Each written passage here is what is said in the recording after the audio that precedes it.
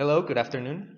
We are Elisa Espinosa, Fernando Vallejo, and myself, Jose Herrera, and we're going to talk about Acidithiobacillus ferroxidans metabolism from genome sequence to industrial applications.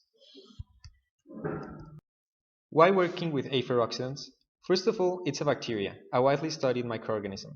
Second of all, it works in acidic environments with a pH from 1 to 2. It can also gain energy from the oxidation of sulfur and iron. And it's widely used in the copper mining industry, being up to 10% of the entire copper extraction. A ferroxidans is a gram-negative and proteobacterium that thrives optimally at 30 degrees Celsius and pH 2, but can grow at pH 1 or over. It is abundant in natural environment with pyrites at bodies, cool deposits and acidic-filled drainages. Also, it is used to recover copper by a process known as violation or biomining. Violation operation. Copper ore is first pulverized and placed in heads. The heads are then exposed to air and sprinkled with sulfuric acid. This promotes the microbial oxidation of ions and sulfur compounds. This makes optimal growth for 8 ferroxidans. Violation of copper. This diagram represents the process. First, biological oxidation of iron 2 to produce iron 3. Second, the chemical oxidation of copper 1 to the more soluble copper 2 by iron 3, which is reduced to iron 2 in the process. Ferroxidant metabolism. Ferroxidants accounts for the 10% of the copper production. Another attractive feature of violation is that not produce pollutants such as sulfur dioxide and arsenic, but does generate acid drainage that must be managed to prevent its release into the environment. It is one of the few microorganisms to gain energy by oxidation of ferrous ions in acidic environments. Also, oxidation of reduced sulfur compounds, hydrogen, and formate. It has the ability to generate reverse electron flow from iron 2 to NADH, oxidize and reduce metals, reduce ferric ions and sulfur in anaerobic conditions, and fix CO2 and nitrogen. The article presents some questions. If the abundance of iron has the potential to cause oxidative stress, that could lead to DNA and protein damage by a Felton reaction. The first question is, how does it mechanisms of ferroxidant of iron assimilation and homeostasis works, and who does it survive to toxic environments? Allowed internal pH of a ferroxidant is about pH 6.5. Proteins that are in the body or parcel of the inner membrane must function at pH 1 and 2. So, who does its full and make protein-protein contact when confronted with such an extremely high protein concentration? And who does protein-driven membrane transport and energy process function at such a high? The question is, how does its food and make protein-protein contact when confronted with such an extremely high proton concentration? And how does protein-driven membrane transport and energy processes function such a high pH? The objective of this article is previous genomic and metabolic research has been made with different strains. Therefore, the information of genetic metabolism and enzyme of genomic analysis of a ferroxidant can provide a more coherent view of the gene content metabolic potential.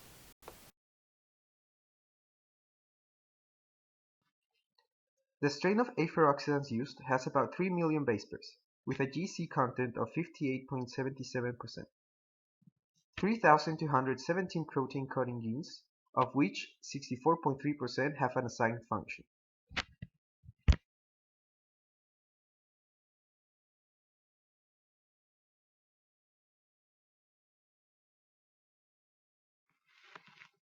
Chemolithiotrophy. A ferroxidans has the complete repertoire of genes to live this type of lifestyle. It's capable of fixating CO2 and synthesizing nucleotide and amino acids. It also encodes for enzymes present on glycolysis and Krebs.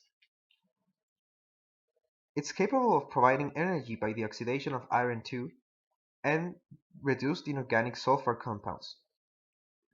Iron 3 and sulfur work as final electron receptors in anaerobic conditions. These last two are the most interesting features of aferoxidants used in bioleaching. Carbon dioxide fixation. Aferoxidants fixes carbon dioxide via the Calvin cycle. It uses energy and reducing power from the oxidation of iron and sulfur. It has genes encoding for enzymes of the Calvin cycle. These genes are regulated in response of iron and sulfur presence. Aferoxidans contains a series of genes similar to the ones of H. marinus, a bacteria that's capable of adaptating to different carbon dioxide concentrations. Therefore, it's suggested that aferoxidans is capable of adaptating as well. Energy metabolism, aerobic iron oxidation. Iron 2 is rapidly oxidized by oxygen in neutral pH. Iron 3 is the most common type of iron found at normal conditions. Iron 2 is available at acidic and slow oxidation environments. Therefore, it's more soluble. We open a parenthesis. In anoxic conditions, phototrophic bacteria can use light energy to couple iron 2 oxidation and carbon dioxide fixation. This is thought to be an ancient type of metabolism and an evolutionary step of oxygenic photosynthesis. Close parenthesis. The electron transport chain of aerobic iron oxidation has two transcriptional operands, a PET1-BC complex and different cytochromes. These proteins form a respiratory supercomplex with NAD and oxygen as final electron receivers. In this image, we can see how the oxidation of iron 2 into iron 3 activates a series of electron transport that will end in a hydrogenase, creating reduced NAD and the creation of water with oxygen as the final electron receiver. Aerobic oxidation of reduced inorganic sulfur compounds, or RISCs. Genes encoding electron transfer proteins were found. The oxidative and electron pathways for RISCs, as well as its prediction, are more complicated, because some steps occur spontaneously. There's new genes involved in the oxidation of thiosulfide, sulfide, and tetrafenate. There's a PET2 operon, a quinol oxidase, and a thiosulfide sulfur transferase. This is the suggested pathway of electrons in the oxidation of RISCs. We can see that quinol KH2 is the center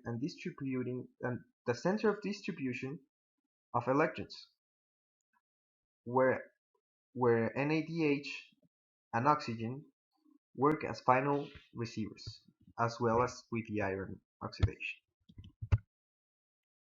Hydrogen and formate utilization. There are four different types of hydrogenases found in the cell membrane of aferoxidants. Group 1. Membrane-bound respiratory enzymes. Molecular hydrogen is used as energy source. Group 2. Cytoplasmatic uptake hydrogenase, regulated by an HUPR protein. Group 3. Heterotetrameric hydrogenase, which is used as a recycling of redox cofactors using protons or water. And finally, a group 4 that reduces ferroxidin with hydrogen.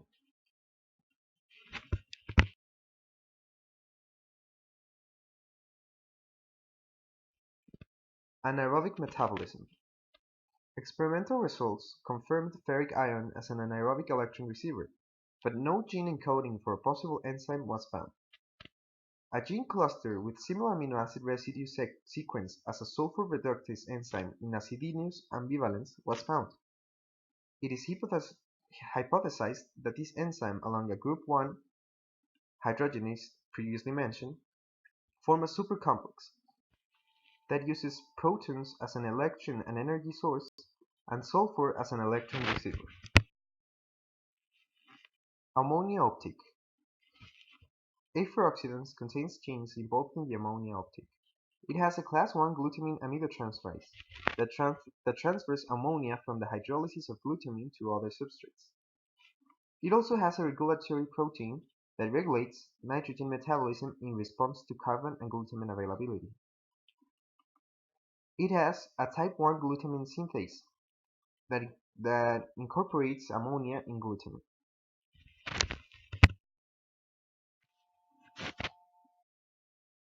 Ammonia that enters the cell membrane through a transport protein or that's formed from nitrogen with a nitrogenase complex later reacts with glutamate with a glutamine synthase as a catalyst to create glutamine as previously mentioned.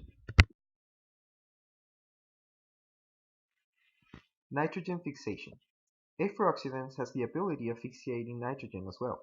It has a cluster of genes that code for a nitrogenase, which converts nitrogen into ammonia. It also has a cluster of genes to regulate nitrogenase activity.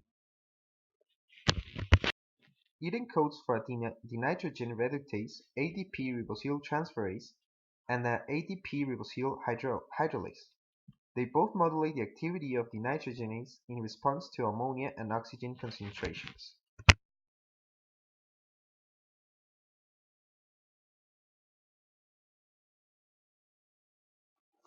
Nutrient uptake and assimilation. A-ferroxidans has 72 genes that corresponds to 2.23% of its entire genome, encoding for nutrient uptake. Most heterotrophic bacteria typically dedicate 14% of their genome for this purpose. Some of the nutrients that A-ferroxidans uptakes are phosphate, sulfate, iron, ammonia, organic acids, amino acids, and sugars. It makes sense considering that A-ferroxidans is an autotrophic bacteria that produces its own energy and doesn't need to uptake as much nutrients as a normal heterotrophic bacteria would. Sulfate assimilation. Genes encoding for sulfate paramase and carbonic anhydrase form a sulfate carbonate antiporter system.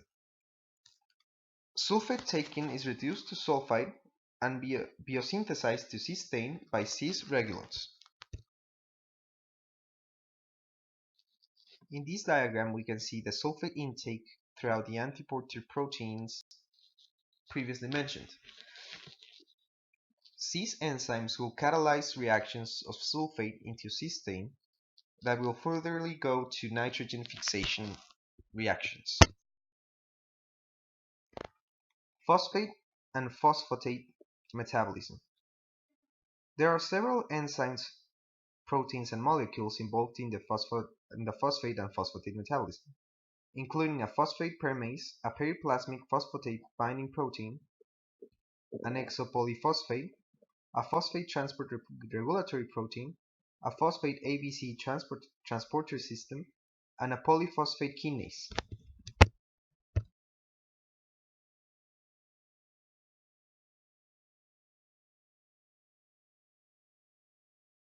Iron metabolism. There are 36 genes that encode for different proteins and enzymes that regulate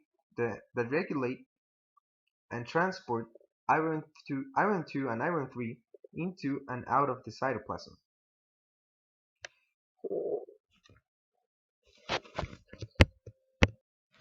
These iron molecules will then be used in other metabolic processes.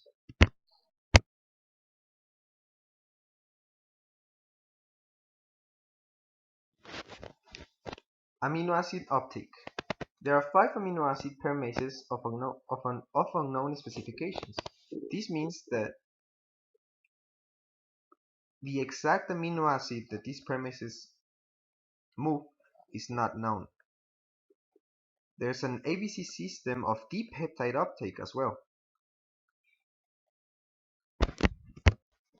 Although the genomic analysis of A ferroxidans doesn't provide enough information for the specification of these amino acid premases, experimental result indicates that leucine improves yield during the first stage of growth, that cysteine and methionine inhibits growth, and that minimal concentrations of glutamate accelerate growth rate. Carbohydrate uptake. There are two carbohydrate selective proteins, one carbohydrate transporter, one MFS transporter similar to a sugar nucleoside symporter, and one incomplete PTS system. PTS stands for phosphoenol pyruvate group translocation.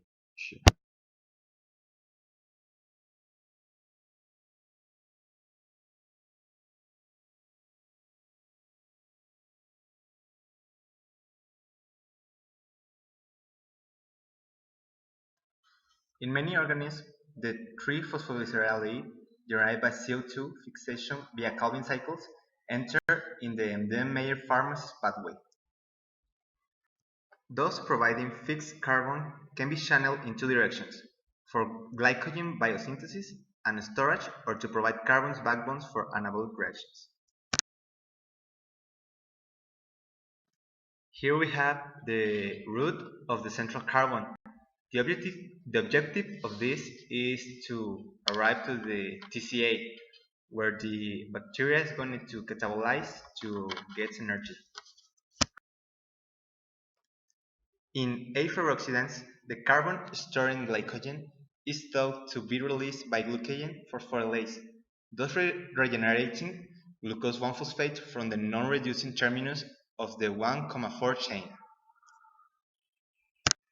In aferoxidants, the conversion of the glucose 6-phosphate to 2-dehydro-3-deoxygluconate is also predicted to be present, except for the last step, that replies the levels of pyruvate and 3-phosphoglycerides.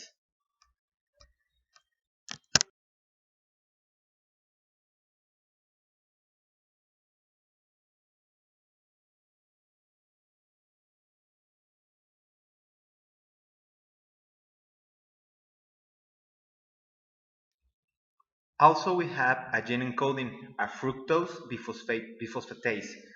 This is an enzyme that was found. This enzyme probably allows a direct flux of fixed carbon to glycogen storage. A phosphofructokinase was also found. This enzyme is located near putative genes involved in glycolysis glyconeogenesis. This generating a bidirectional metabolic path for the utilization generation of glycogen. Does mean that the TCA cycle is incomplete in aferoxidants, as having described a number of obligate autotrophic bacteria and archaea. Bioleaking microorganisms, such as aferoxidants, typically live in environments that have high concentration of soluble heavy metals, as well as unusually high concentration of potentially toxic metals. All the resistance of aferoxidants have clusters that help to survive against all the toxic metals. In this table, we can see what mechanisms have to survive this.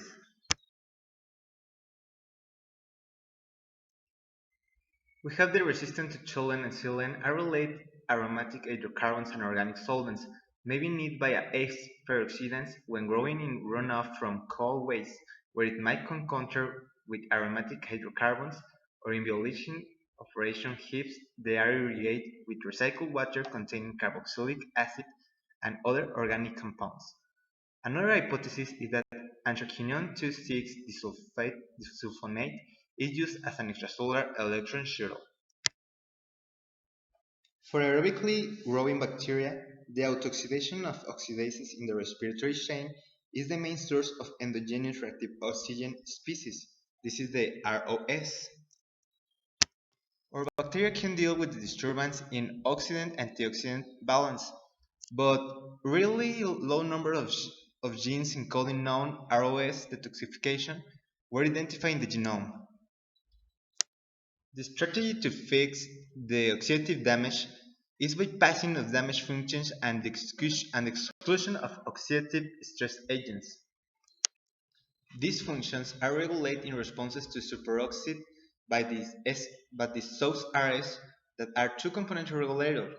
and in responses to peroxide by oxy-R in gram-negative bacteria or by per-R in gram-positive bacteria. Other antioxidant defenses that are not controlled by the major oxidative stress regulators include the DNA repair enzyme endonuclease, glycolase, DNA polymerase I, recombinase protein A, and other defenses including a peptide methionine sulfoxide reductase, a molecular chaperone. It couldn't be find a flaw or flaw related to encode the flagella in the genome.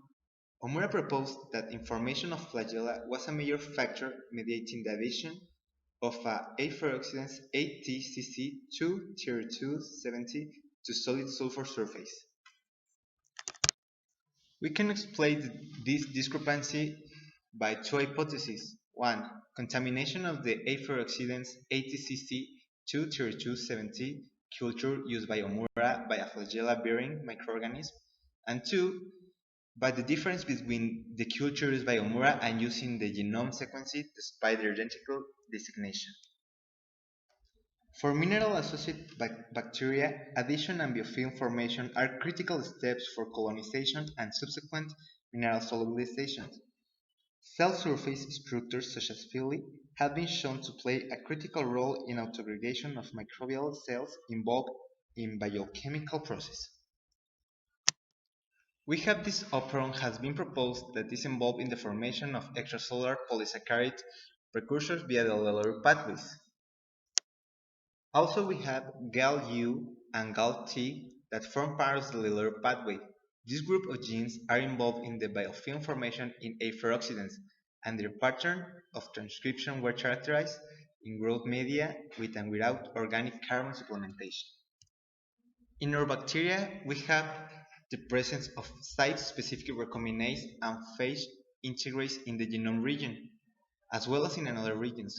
This suggests that ferroxidant has been the target of phage infection, although no phage are currently known to infect ferroxidants. In ferroxidants, we have 10 proteins that could predict the plasmid stability and the maintenance that are present in the genome. This, coupled with the detection of an extensive suite of predicted conjugation-related genes, provide evidence that ferroxidans was capable of undergoing conjugation. The frequency of detectable marker transfer has been very low and must be increased before this technique can be used for widespread genetic manipulation of ferroxidans. In addition, the following related functions were predicted. Several potassium transporters, including one of potassium plus channel, one potassium plus uptake protein, and one potassium efflux transporter, 2 copies of an ABC potassium import system that could be involved in the generation of a positive internal potential inhibiting proton influx for sodium hydrogen antiporter and 2-proton P-type ATPase that could extrude excess internal protons. These predictions suggest specific areas for future experimental validations. A large external positively charged loop has been predicted in OM40 that may control pore size and ion selectivity at the poring entrance and may constitute a potential proton barrier. We already know that acidophils can survive and proliferate in very acidic environments. This includes an impermeable cell membranes, a selective outer membrane porins, the generation of positive internal potential to create a chemiosmotic barrier inhibiting proton influx, and the removal of excess internal protons by active proton pumping. This is the model of the cellular metabolism of ferroxidants, including predicted transport systems, chemiolithotrophic components, carbon, nitrogen, and sulfur metabolism, and biochemical cycling. In conclusion, we have to mention the incredibly advantage of ferroxidants that is oxidate, iron, and sulfur. These have a directly impact in industrial process, but we also have to mention the potential areas of investigation that this bacteria can offer to us, like is the These bacteria can live in acidic environments, and all the clusters that are not investigated could be a special way to explain all the different metabolism of the other bacteria.